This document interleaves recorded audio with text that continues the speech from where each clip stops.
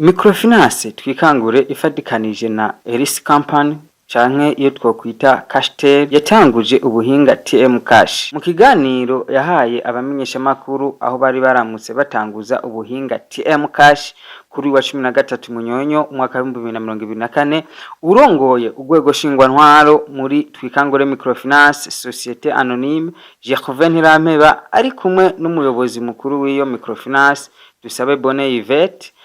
yamenyesheje ko mu Burundi abenegihugu benshi bijukiye gukoresha telefone ngendanwa maze ivyo bigatuma guhanahana amahera vyoroha. Ivyo bigatumwa nuko amasosiyete akorera mu byo gutuma tumanako asigaye akorana. Gervais Ntirampeba akamenyesha ko nubwo biruko atariko vyamye kuko ngo imbere y'umuzo ubwo buhinga bwa none abenegihugu na cane abo hagati mu gihugu batoroherwa guhanahana amafaranga, kubikura no kubika kuko amashirahamwe abika amafaranga wasanga ari kure bigaca bituma abo benegihugu babika amahera yabo mu mihana yabo. Urongoye urwego shingwantwaro muri Microfinance twikangure yabandanije agira ati kuva ubwo buhinga buje bwo guhanahana amahera biciye kuri telefone ibintu vyaciye vyoroha kuko n'amabanki canke ama Microfinance zikorera ruguru haraho zigira ibibazo nko kubura umuyaga nkuba n'ibindi bigatuma atamusaruro ukwiye zironka ariyo mpamvu ubwo buhinga ari kirumara. Bonne Yvette Dusabe arongoye Microfinance twikangure yamenyesheje ko ari muri iyo ntumbero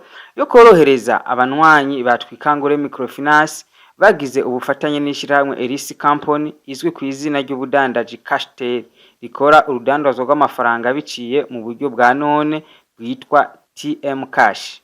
aho bizofasha abanwanyi kuko bazokoresha telefone ngendanwa. Eka ngo ubwo buhinga buje gusubirira amagishe amwamwe yo hagati mu gihugu kuko ubufise konte muri twikangure Microfinance Societe Anonyme azoshobora kubika no kubikura amafaranga yiwe abicishije kuri telefone ngendanwa. Umuyobozi mukuru wa twikangure Microfinance akaba yaciye amenyesha ko bagiye gutangura ibikorwa byo kwigisha uko ubwo buhinga bukora abanwanyi bo mu burere amagishe yugawemo, maze bamaze kubimenya akaba ariho izo gishe zizogaragara kuko uzobona umukozi canke umu agent canke mu agent wa Cashtel azoba abonye twikangure Microfinance kuko azobika akanabikura amahera yiwe vyoroshe akoresheje telefone atarinze kugenda urugendo rurerure.